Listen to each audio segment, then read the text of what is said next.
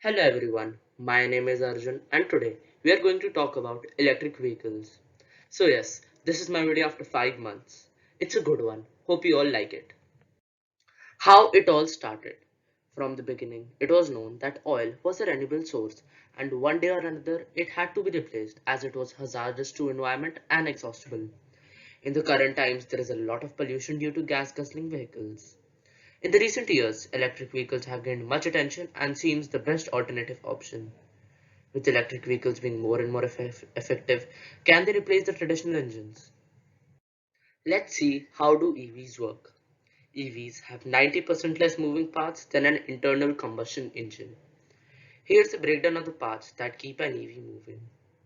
Electric engine provides power to rotate the wheels. Inverter converts the electric current in the form of direct current or alternating current. Drivetrain. EVs have a single speed transmission which sends power from the motor to the wheels. Batteries. Batteries store the electricity required to run an EV. The higher the kilowatt of the battery, the higher the range. Are EVs the next big thing? Can EVs replace every mode of vehicle we use nowadays? Let's see. EVs are obviously easier on the environment. Electricity is cheaper than oil and can be a lot cheap. You can save a lot of money in recharging the car from electricity rather than oil. They also require less maintenance as they have less moving parts. In the present scenario, most other governments around the world are giving tax credits on buying EV. They also make very less noise. EVs have a very fast acceleration speed. Most EVs have acceleration speeds which are equal to many supercars. So, it's a pretty big thing. Well, everything has disadvantages, and so do EVs. Let's see what are them. Most EVs have pretty short ranges, and some people also get range anxiety due to these short ranges.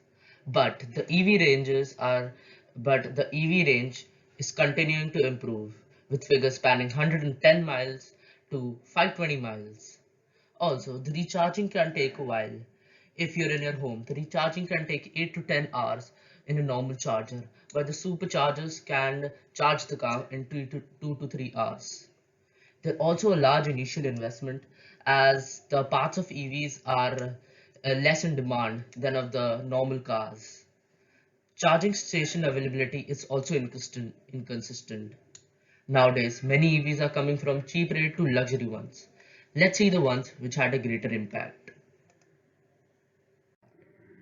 Tesla, the game changer. Come to think of it, Tesla is the most famous EV in the world. And why is it? Let's see. Tesla is revolutionizing the whole automobile industry.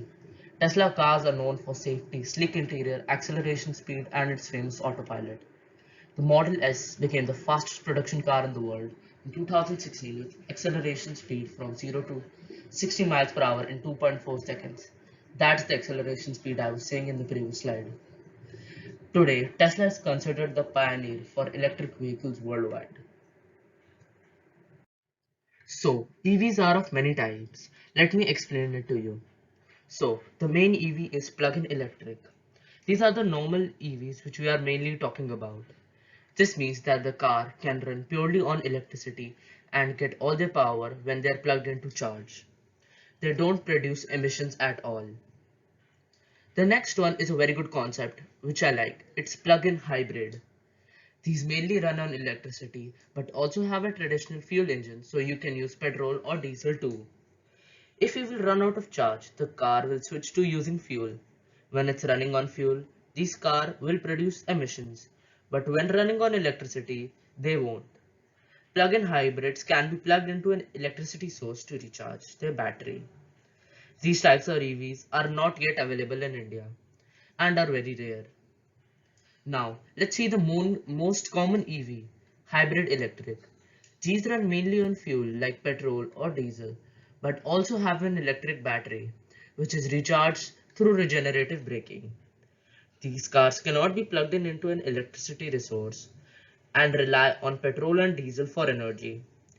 This type of EVs are easily available. Now, let me explain to you what is regenerative braking because it's a very important thing in EVs. So the kinetic energy that would have been wasted when the vehicle deaccelerates or comes to a standstill through braking is used to power the electric battery in the hybrid electric. Though this concept is also used in every other type of EV, it is also one of its advantage that the power is not wasted.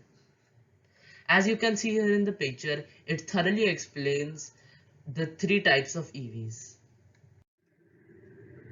Let's talk about the situation of EVs in our country. India is one of the biggest car markets in the world, and EVs are yet to make an impact in India. Electric rickshaws are common sight in India. With the introduction of electric two-wheelers and cars, things are yet to get started for EVs in India. Many state governments are also providing subsidy to electric vehicle manufacturers and consumers. Also, many charging stations are also being established. You all can Google a search and see what subsidy your government is providing. The introduction of Tesla in India, which can be expected in late 2021, can give a lot of boost to EV industry. Let's see some EVs in India. These are the most affordable EVs currently available in India. Tata Nexon, MG ZS EV, Tata Tigor EV, Mahindra e-Verter and Hyundai Kona Electric. These are the most cheap ones and are the best. China right now is the biggest EV market due to its infrastructure of EVs, and the government is pushing people to buy an EV. In the case of EV, we have to look up to China, with EVs getting better and better day by day. As improvement with battery technology, making longer range and better experience, EVs are certainly an option to buy. Thank you for watching. Make sure to like, subscribe and share the video. Stay safe and take care.